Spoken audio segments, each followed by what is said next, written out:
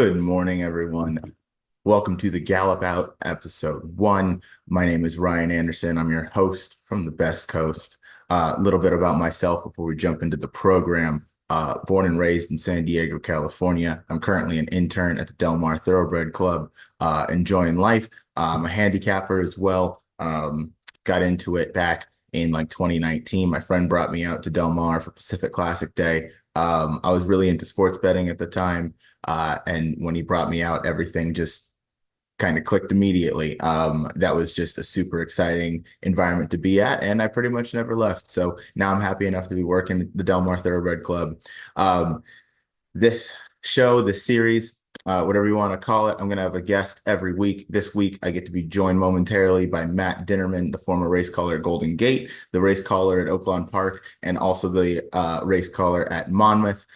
He's an excellent guy, and I'm looking forward to speaking with him here in just a second. A little more about me and what this show is going to be. Every week, I'm going to release a video with that special guest, and we're going to be going over Sunday cards for different racetracks, primarily Del Mar, maybe some Saratoga, and then once those meets end, we'll probably go into a little of the Belmont Aqueduct, Santa Anita, everything good like that. Maybe some Kentucky Downs, but that place is impossible to handicap. It's just a guessing game. But either way, anyway, it's all fun. So yeah, I chose Sunday cards because a lot of the content that's released is going to be for Saturdays. And as a fellow degenerate to my other ones, we need something to do on Sundays. So I want to get some content out there for all of you. Hope you tag along. Hope you listen in. And yeah, we're going to be going over the Grade 3 Iselin Stakes at the Philip H. Iselin Stakes at Monmouth Park. And without further adu, this guy, again, I mentioned, he is the racetrack caller at Monmouth Park, will be the racetrack caller at Oakland Park once they return. It is Matt Dinerman. Hey, Matt, how are you doing?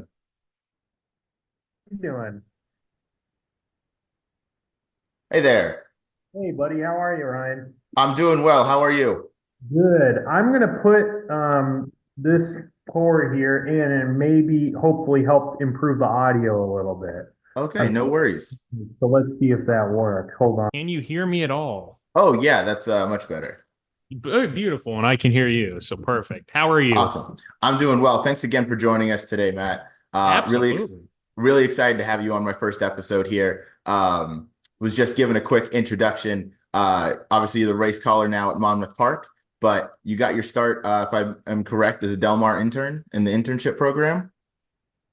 Got my start as a hot walker, believe it or not, for John Sadler Racing Stables, and then worked my way into being actually the press box steward at Del Mar. So worked with a lot of the interns and basically was in the program that we're learning about frontside operation, got to see the whole deal. And it was a good complement to learning about backstretch operations and now to front side. And for me personally, being able to see how all the media works.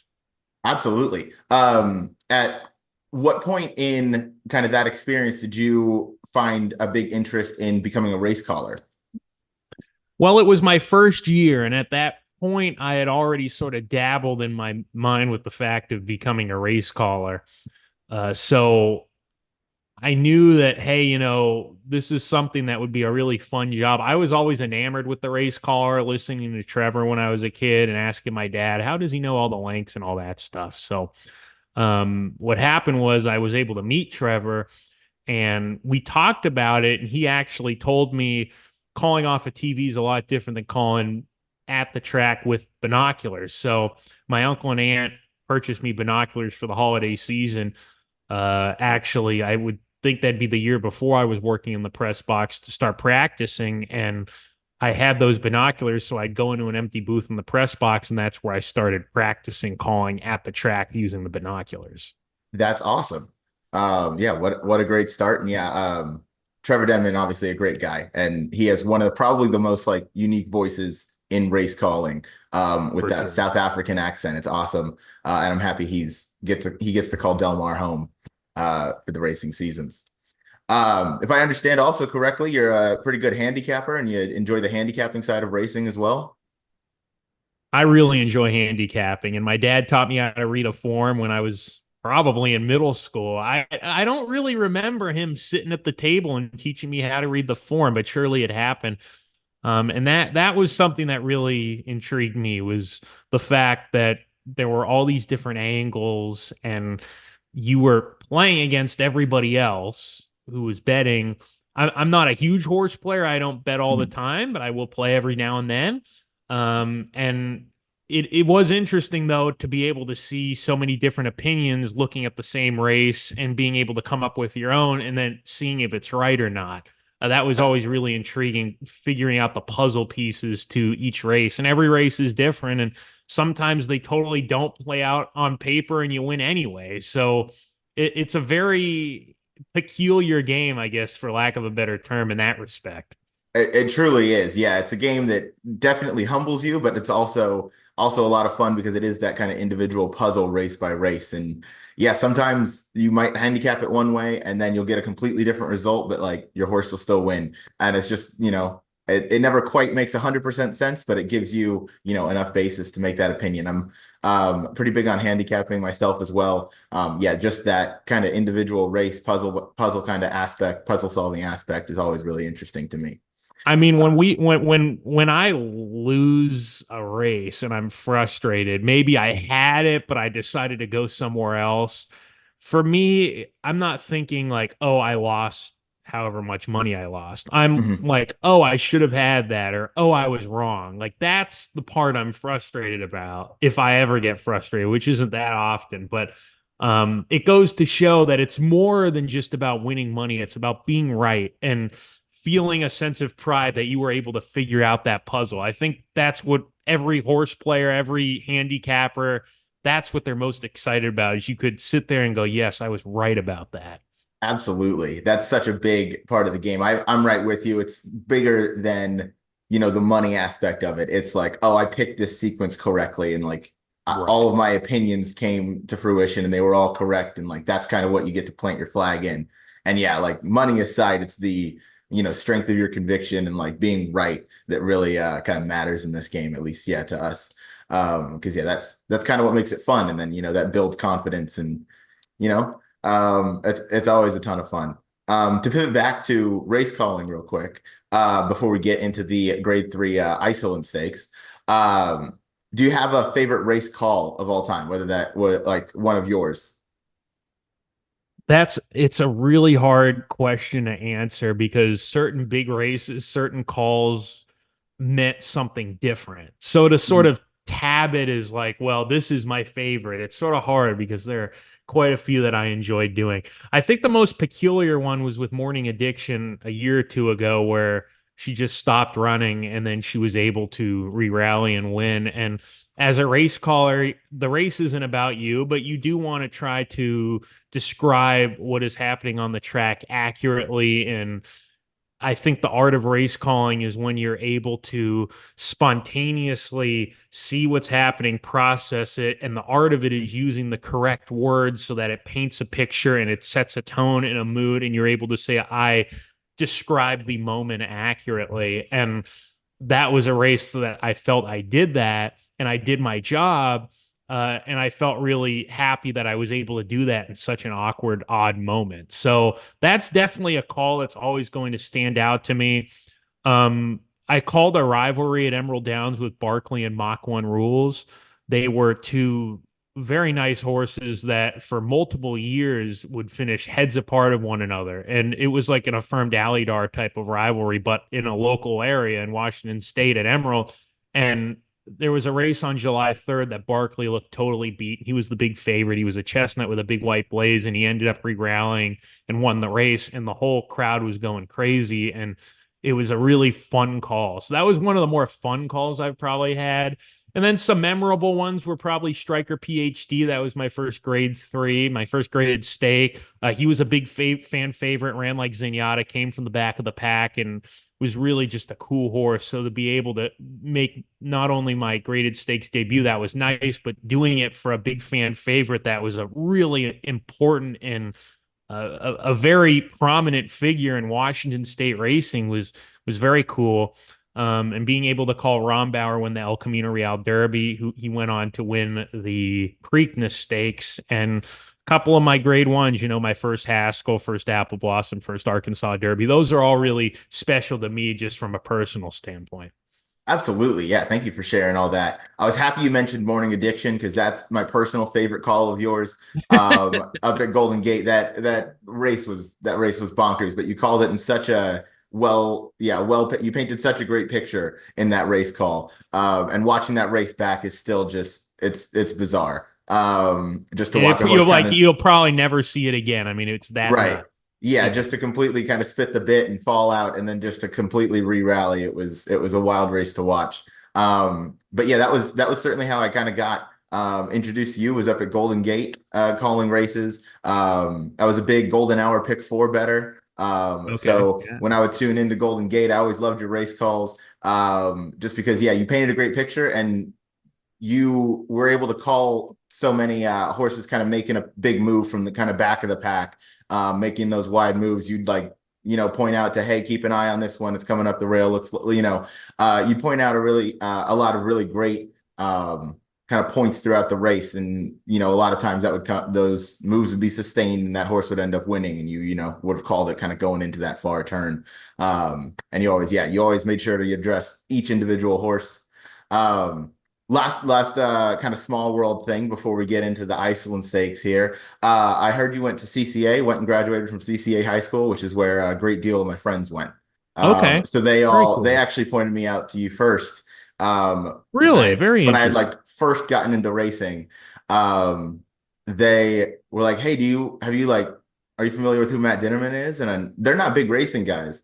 And I was like, maybe second third day at the races and I was like Sure. no I'm not and they're like oh he's the announcer up at Golden Gate but he went to Canyon Crest a few years prior to us and I was like oh wow that's just a small world so I'm happy I finally Yeah. got to meet you because yeah it seems like you're a San Diego guy and it's a great place to be.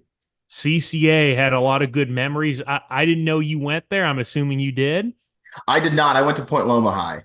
Okay. And then I Okay. just kind of oddly enough had friends that all lived up in that area and then all went to Canyon Crest. Gotcha. Yeah, that's interesting. It's interesting they would know who I was, being an Right. alumni. Yeah. Very, very cool. Yeah, I Very did think cool. that was the cool, just one of those kind of small world kind of Sure. moments. It Uh, really is. And the racing world is a small world. I mean, I filled in at Finger Lakes this past week, and it's amazing how you have mutual friends that they know, mhm. family members. There was this one guy who rides at Oaklawn Park, and the camera operator there. I was working obviously with the crew up there, and on the last day, he told me, "Oh, I'm his uncle." Huh. So it's just really crazy how, especially in horse racing, it's really a Mhm. small world, and Absolutely. it makes it fun. It makes the community fun to meet all these new people. Everywhere you go, there are new people to meet, and usually you find a mutual friend or two or five. Yeah, or two or five, exactly. No, it's an awesome community. I'm happy to be, a part of it now and, to keep kind of progressing in it because everybody I've met has been nothing but just kind of a great upstanding person. So That's great yeah, to hear. yeah. All right. If you're ready, I would love to get into this grade three Iceland Stakes for this weekend. Yeah, let's do it. Some great racing for sure. I'll go ahead and share the screen here just so we can kind of go through it one by one. They're probably going to release the post positions later today, I assume, with DRF and same with the morning line. But I kind of handicap without the morning line anyway. I'm not sure, how you go, but I like to just form my own opinion and then just kind of go that way. I find that I'm a little less biased in that. Yeah, yeah, Yeah, for sure. For sure. I think that it really it helps you sort of look at things from a clean slate. There's nothing really that you're If you don't like a horse and then you see they're 3-1 on the morning line, that's not a bad thing. You're trying to find value. So instead of being exactly. concerned and, oh, well, shoot, if they're 3-1, maybe I should take a look at them. No, if you really don't like a 3-1 shot, don't worry about it. Look for a price. So Yeah. I know my dad's a lot like that. He can handicap with the morning lines, but he's a lot like that as well. Yeah. No, I love looking at it from kind of just a blank point of view, even kind of without the post positions. I I can kind of like it, although that one does definitely have a lot more weight to it than the morning line odds. But just looking at it from face value and then going kind of step by step and going through it. But yeah, we'll start with Kozaris. Yeah, what are your thoughts on this one? So Kozaris, his two back effort was very good. You see, he won a nice allowance race. Really had a lot of run that day. He moved up early to challenge the front runners because the pace was very fast that day. As you can see, 23 and 2, 46 and 4. Just good, solid, swift time for the dirt here at Monmouth. And this horse ran into that fast pace early because I think Jairo Rendon knew how much he had under him. And that run sort of came from out of nowhere. He had some good races in the past, but that two-turn race really just stood off the page off that run, and he won by a length and a quarter and ran a really good race. And Anti-Gravity, who's also entered in this race, he came back to win his next start. Then Kozaris tried the Monmouth Cup, a grade 3, was 17-1 for good reason. Class-wise, you had to question whether he was good enough, and he wasn't, but he finished behind, obviously, a very nice horse in Tapit Trice. Highland Falls, who ran second, is better than any of the horses in here on his best day, with maybe the exception of Il Miracolo, maybe even Subsanador. So Kozaris is sort of in this type of situation again. He's running in a stakes race, a grade 3, and he is sort of second tier level. Looks like a minor awards type of candidate. If he runs back to that two back effort, he's got a shot to be closer, but I'm imagining that Kozaris will need to run back to that two back effort to have a say in this, and he could very well because his last two races, both going two turns, were his best races yet. So I think Terry Pompey has figured out what he wants to do, which is routing. The question is, can he beat a field that's this talented, with the main contenders being very talented, legit graded stakes horses? Absolutely. Yeah. No, we saw this very similarly. Kozaris, it seems like he's really kind of progressed from 3 to 4. And then, yeah, Terry Pompey has found out that routing, I think, is kind of what he wants to do. And yeah, I think that two back effort definitely makes him competitive. And yeah, if he can run back, because yeah, that last race wasn't, it wasn't bad at all. Highland Falls, Tapit No. Trice, as you mentioned, both great horses. So yeah, I think he's got a shot underneath. That's kind of where I had him. I had him around like a C, kind of that bottom of the trifecta type of play. Um, Moving on to Instant Coffee. Yeah, I kind of just saw him as a bit of a deep closer. I know he's kind of changed trainers. This is his fourth trainer in as many races. So that's obviously going to be tough on a horse because they're, creatures of habit. So I would imagine kind of changing trainers that many times. Maybe it's, maybe it'll be good to have the change of scenery, but maybe he's going to need a kind of start or two to kind of get back into the form, get back into the racing routine that he was used to, because he is a grade 3 winner. He does have some races in his past performances, 2 back and 4 back, that would make him a player in here. How did you see the race? Well, I look at him as a horse that's never really been able to string a campaign together other than his 2-year-old season. Obviously, he was a very precocious horse. It was very solid as a 2-year-old, and then ever since he hasn't been able to really build off of it or string a campaign together. He won the Lecomte, he won the Kentucky Jockey Club, both very good races, but they've had to be patient with him. Obviously, he's had some issues they've had to work with him on. Last time out, he did run in the Oaklawn Handicap. I call it Oaklawn Park. Really excited to go back for my second season. So I called that race. He was 16-1 and just never was a threat at any point in the race. So he takes a layoff. We haven't seen him since that run on April 20th. I just feel he's one of these horses that maybe his best days are behind him. Unless he can string a campaign together, they can get him sound and run some races. I don't disagree with you. It seems like this is a horse that when he does his best work, it's after a couple of races. I know he won first out, probably on talent alone, but you saw what he did in those graded stakes races at 2 when he was able to string a campaign together. And the fact of the matter is, there is some pace in this race, but it's probably going to be more contentious than quick. I think it'll be contentious. I don't think the pace will be fast. I think it'll be pretty moderate. And I just don't know if this horse has the kick to outrun the best horses in this race. So he seems like a play against to me, but obviously a horse with back class and obviously talents there to where he can be decent. The question is, where does he fit at this point in his career as a 4-year-old? Absolutely, yeah. Well pointed out that, yeah, I think that first race, definitely was one on talent alone. And then it's kind of funny looking back at who he faced because he faced Arthur's Ride, who just came back to romp in the Whitney a couple weeks ago. He faced Kruby, who I believe ran second or third in that same Whitney race. So he's faced some really talented runners. And yeah, he just hasn't been able to kind of string those races together and progress from year two on. So yeah, I don't know that I'll be playing him in this race, but obviously an intriguing horse that does have talent kind of somewhere in there. He just kind of needs to stay sound, stay consistent or build on that consistency. Sure. Moving on to anti-gravity. Um, I didn't have this horse kind of anywhere in my top three. This horse I think is maybe just a cut or two below, even on his best day. I think he does have a decent running style. I just think he's going to be kind of over his head in this spot. Even though Dan Ward is probably one of the best trainers at Monmouth Park. I'm sure you can speak to that a little more, but he seems to be a picture of consistency when he ships up there. Dan does really well here. Dan's a super guy. He was the longtime assistant for Jerry Hollendorfer. Dan, again, very, very nice guy. And obviously, I got to know him at Monmouth as well. He's a very good horseman. He came up also before Jerry under Bobby Frankel. So he's had some good mentors, and he himself has turned into just a very, very good horseman. Anti-gravity actually ran in the Haskell a few years ago when trained by Jerry Hollendorfer. This horse, he doesn't have that type of back class. Obviously, he was well beaten that day, but they thought of him fairly highly. And 4 starts ago, Dan Ward put him in for a tag, and he won for fun at 4-5, which really seemed to get his confidence up. And he has run a couple of good races this meet, including last time out. That was a very gutsy win from him, dueling on the lead and still winning. But I'm in your camp. I think maybe in terms of just how fast he isn't fast enough. I don't think he's fast enough to win this race unless he runs a career best. So I respect the connections for giving him a try. He's an old pro, 6-year-old. He's run a number of times. And from what it looks like, he's actually a pretty sound horse as well. I mean, they've been able to have long campaigns with him, and he tries hard for his connections. But off recent form, he needs to run a peak to win.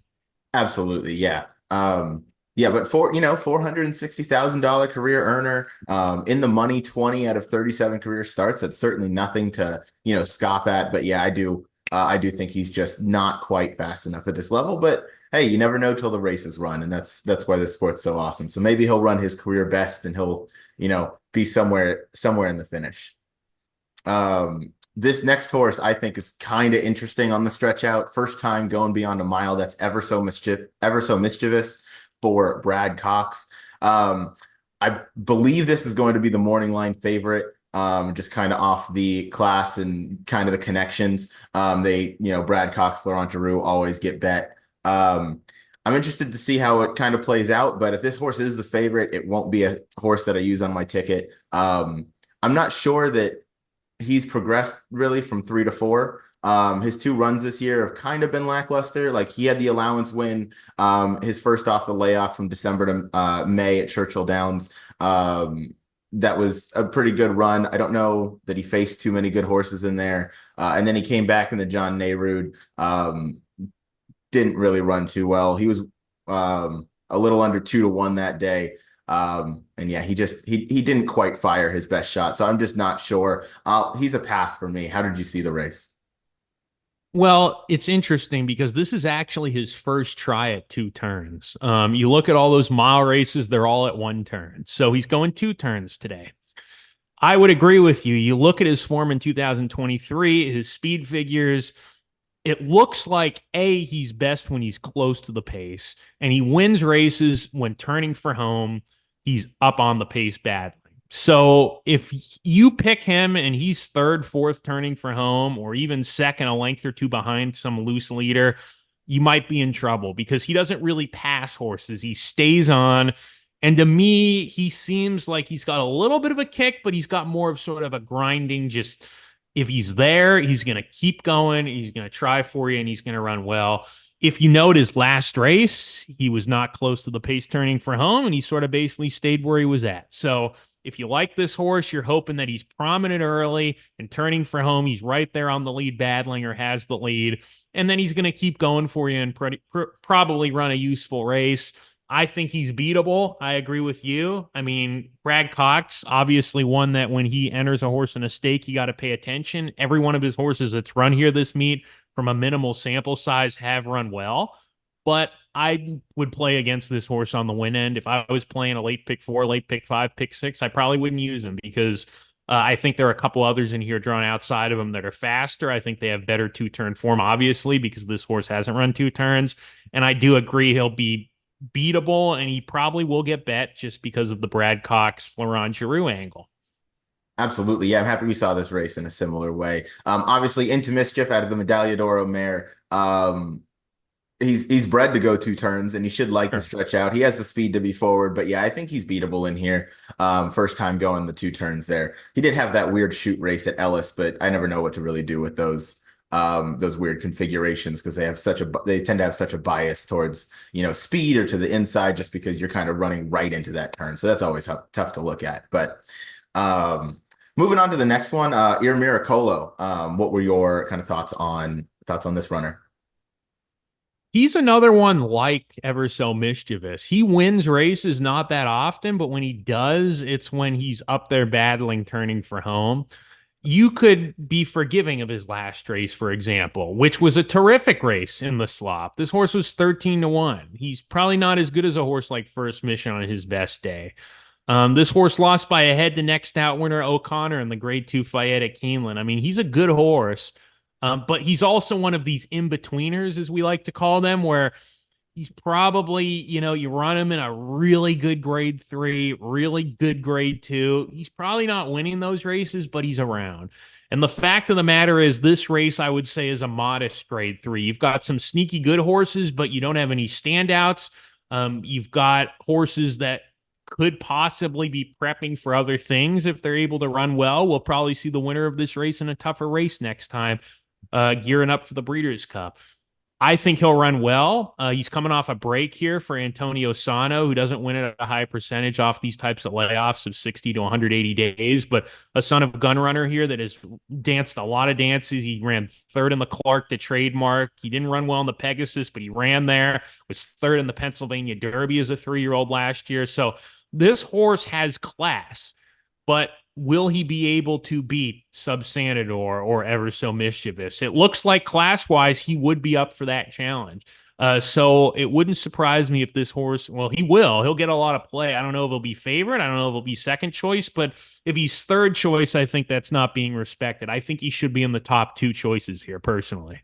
I absolutely agree. I think on his best day, he is capable of running a winning race. But 100. you had a great point that he is that on a really tough grade three, grade two field. He's kind of a notch below, but I think this is a spot that there are some vulnerable horses that he might be ignored here, and that I think is a cause for some good value. Because yeah, every race he's had in 2024, he's built on his last buyer figure.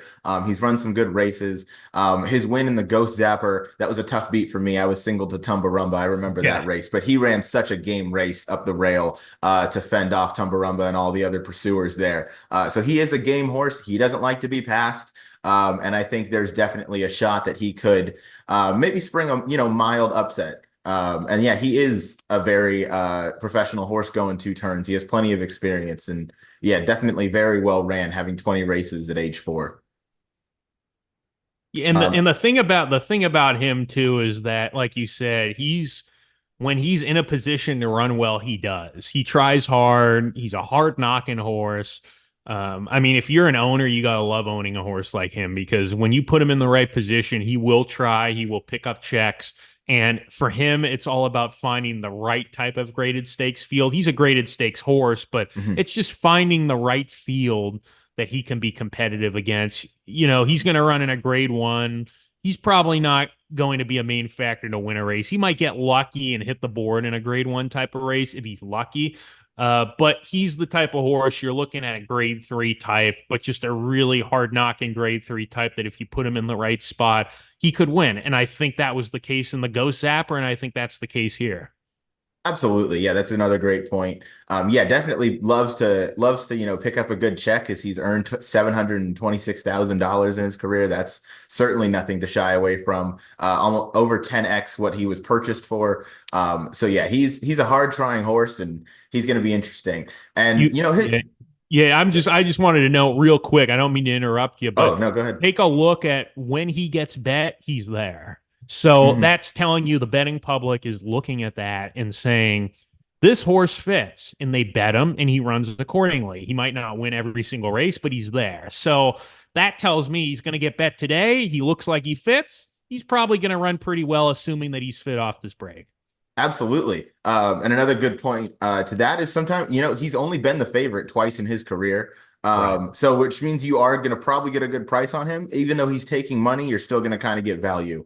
And yeah, I do think with the Brad Cox firster and the horse we're going to go to next, are probably going to be vying for favoritism. And then Ear Miracola has a chance to have some, really solid value in this race. But yeah, moving on to the last horse in the field, Subsanador, the Argentinian bred for Richard Mandela. What are your thoughts on this runner? He's interesting. When you talk about great trainers, not only are they good at keeping horses healthy and keeping them fit and fresh and all of those things and knowing when to stop on them when they have problems, but they're really good at campaigning horses, putting them in the right spots, knowing when it's time to try something new. And that's part of the reason why Richard Mandela is so good. And I think that he is extremely good at managing horses. Chad Brown is the same way. He's very good at managing horses.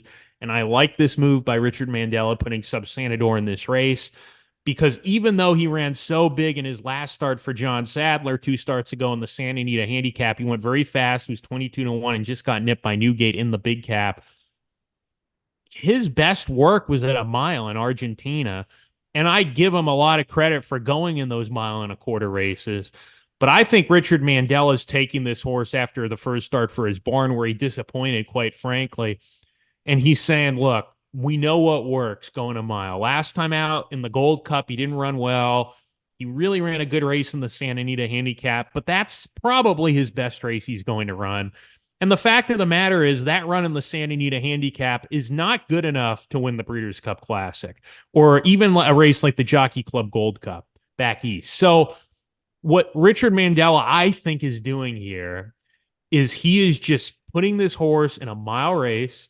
If he runs well against easier company this time, I think he's pointing this type of horse for a race like the Breeders' Cup Dirt Mile, and I think this is a good gauge for it. And I like him. I think, like I said, the pace will be moderate. I think it'll be contentious. So with that in mind, I think Sanador drawn outside is going to be forwardly placed. I don't think he needs the lead, but I think he wants to be close there. And I think that this horse will be ready to run a really good race. So he would be my pick in here. Like I said, his best work came going a mile in Argentina before moving to the States. And I like this move because I think that this is really setting him up to see where he fits at this point, maybe against good milers. Absolutely, yeah. Great analysis there. And yeah, we saw this race kind of similar as this is my top pick in the race as well. For all the reasons you said. And then Richard Mandela, yeah, you mentioned how great he is at campaigning horses. That's why he's one of the best horsemen around. But when he ships, he doesn't just ship for fun. He ships for with a purpose. Last year at Monmouth, a memory, or he shipped Go Rocket Ride to the Haskell last year, and that was a horse that I believe he won the Haskell. I might be mistaken, but shipped him Yes, out he did. there. Yeah, won the Haskell over Arabian Night, who is obviously a really good horse. Came out and won a graded stakes out in Del Mar this summer. But yeah, Subsanador for Richard Mandela. He doesn't ship for no reason. I think this is a spot that fits for him, and he should be well meant here. Yeah, sitting right off the pace, has a good post position draw. Probably going to sit off of ever so mischievous, and you're just going to kind of hope that he can kick home and outkick him in that lane. Absolutely. And like I said, I don't think he needs the lead, but he's not one that's going to be 4 lengths behind and just run down horses either. It doesn't appear, especially when he's going up against good company, because even though he's a Group 1 winner in Argentina, that's different than when you're running against Grade 1 horses in America. It's typically lighter competition down there. So Yeah, he was the king of Argentina for a little while. He's up here. He's sort of been brought back down to earth, but he's still a good horse, as we saw 2 starts ago. He's still definitely one that has ability to be a solid graded stake type of horse here in America. So it's really about finding the right spots, I think, with a lot of these horses. This is an interesting race in the sense that you've got these horses that are either have good form, but they're not quite good enough to run against the best, and their trainers are sort of putting them in this spot here for a good purse and a graded stake to get a run into them and see where they fit. And maybe they get a confidence booster. Maybe a horse like Subsanador does win, and Richard Mandela keeps him at these mile distances. So again, it's a guess. I haven't talked to Richard Mandela myself to know the reason for sending him here to Monmouth, but that would be my guess is to see, okay, let's see where he fits in these mile ranges, and maybe we'll point for a race like the Breeders' Cup Dirt Mile down the line. Absolutely. I think that's definitely a pretty accurate, prediction of why he might be in this spot, especially because the West Coast, those races are kind of where his home base is for Mandela. And this horse has raced 3 times at Santa Anita. This spot definitely fits to kind of get him that prep in. Thank you so much for handicapping this card and for joining me. This was an awesome experience. Yeah, I'm excited to hear you keep calling races at Monmouth. And yeah, what else do you have kind of going on? So we're finishing Monmouth the second week of September. And then I'll be calling the Monmouth at Meadowlands meet. We might cancel a few days there because it's all turf. So, Mhm. we need the weather to be good. And sometimes we do get rain here in New Jersey. I'll be heading home to San Diego, be at the Breeders' Cup and taking a month off to just sort of hang out and relax and take some time because I haven't taken a large break for a while. And then I'm heading back to Oaklawn beginning December 6th. They start their 2024-2025 meet. I'm really excited to get back to Oaklawn. And our purses, again, obviously lucrative. We've got 3 of the 4 Derby prep races there that are $1 million or more. The Southwest is bumped up to $1 million this year. And then, of course, the Rebel and Arkansas Derby, which is 1.25 and 1.5 million, respectively. It's always a fun time at Oaklawn. It's like the Saratoga of the South. People love racing there. The racing product's very good, big field, get some good trainers, good horses. So I think we're looking forward to just having another really good year. And our bottom level purses have gone up a little bit. The lowest purse I've seen in the condition book is 32,000 this year, which is pretty incredible. And I think that really helps all levels succeed, make money, and have a good time, hopefully. So Oaklawn, that's the next thing on the docket. Enjoying Monmouth. We're going to finish the first year off strong, and then we can start getting ready for the Breeders' Cup and then Oaklawn afterwards. Awesome. Yeah, no, I can't wait to keep listening to your calls out in Monmouth. I'll probably see you at the Breeders' Cup. I'll be at Del Mar in the fall as Beautiful. well. And Great. then yeah, obviously the racing product at Oaklawn is awesome. Just day in, day out, huge fields, big purses, great horses, and it's just an awesome racing product from start to finish there. It's really an amazing product, and the Sella family and management, Wayne Smith, Jason Milligan, the whole team there, Eric Jackson, they've just done a phenomenal job. In the early 2000s, they were struggling and they had to make a lot of changes and do things to keep up with the times and improve the product, and they've been able to do it. And one thing that I'm really impressed with Oaklawn is just how much they're about hospitality and making the experience for the customer the best it can possibly be. Fun events on track. The crowd size is always good. It's a festive atmosphere. People are having a lot of fun, and being able to see how the leadership there at Oaklawn runs their operation. It's very professional and it's very much geared towards making sure the customer has a great experience, and they treat everybody, the horsemen, the betters, and the betters are the number one customer, but the betters, the horsemen, casual fans, just anybody within the community showing up to Oaklawn, watching Oaklawn, they want to make sure everybody has a great time and a great experience watching and wagering on it. And I think how it's gone the last few years, that speaks for itself. Absolutely, yeah. Yeah, again, yeah, can't say that I'm looking forward to Oaklawn enough. That track is awesome. The races are great. Even though it's just dirt, it's such good quality content. Um, thank you again, Matt, for joining me for this first episode. I was excited to get to talk to you as someone who kind of grew up in and around the Del Mar area at the Del Mar racetrack, as that's kind of my home track. So means a lot that you came to join me. Means a lot that we got to handicap a race together. Yeah, excited to see you keep on keeping on, and I'll definitely see you at the Breeders' Cup come the fall.